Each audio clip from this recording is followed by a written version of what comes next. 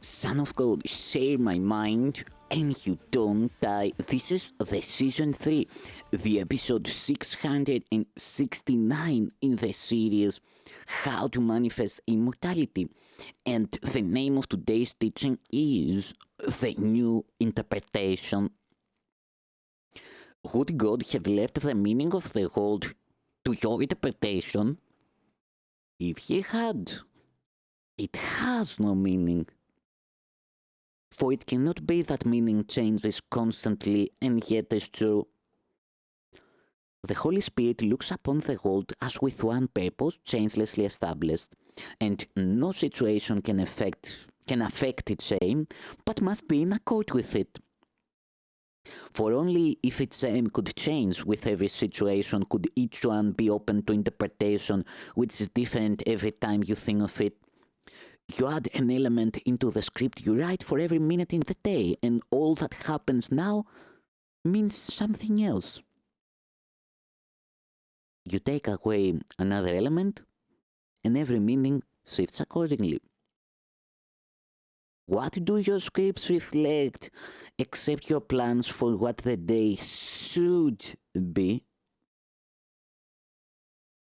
And thus you judge disaster and success, advance, retreat, and gain and loss. These judgments all are made according to the roles the script assigns. The fact they have no meaning in themselves is demonstrated by the ease with which these labels change with other judgments made on different aspects of experience. And then, in looking back, you think you see another meaning in what went before. What have you really done except to show there was no meaning there? But you assigned a meaning in the light of calls that change, with every meaning shifting as they change. Only a constant purpose can endow events with stable meaning. But it must accord one meaning to them all. If they are given different meanings, it must be that they reflect but different purposes. And this is all the meaning that they have. Can this be meaning? Can confusion be what meaning means? Perception cannot be in constant flux and make allowance for stability of meaning anywhere. Fear is a judgment never justified. Its presence has no meaning, but to so you wrote a fearful script and are afraid accordingly. But not because the thing you fear has fearful meaning in itself. A common purpose is the only means whereby perception can be stabilized and one interpretation given to the world in all experiences here. In this said purpose is one judgment said by everyone in everything you see. You do not have to judge, for you have learned one meaning has been given everything, and you are glad to see it everywhere. It cannot change, because you would perceive it everywhere, unchanged by circumstance. And so, you offer it to all events, and let them offer you stability. Escape from judgment simply lies in this. All things have but one purpose, which you say with all the world.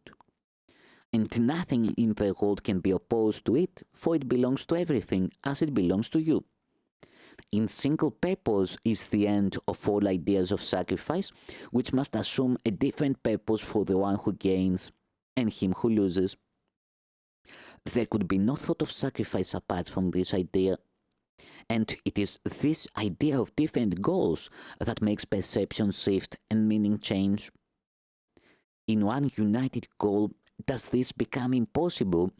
For your agreement makes interpretation stabilize and last. How can communication really be established while the symbols that are used mean different things? The Holy Spirit's goal gives one interpretation meaningful to you and to your brother. Thus can you communicate with him and he with you.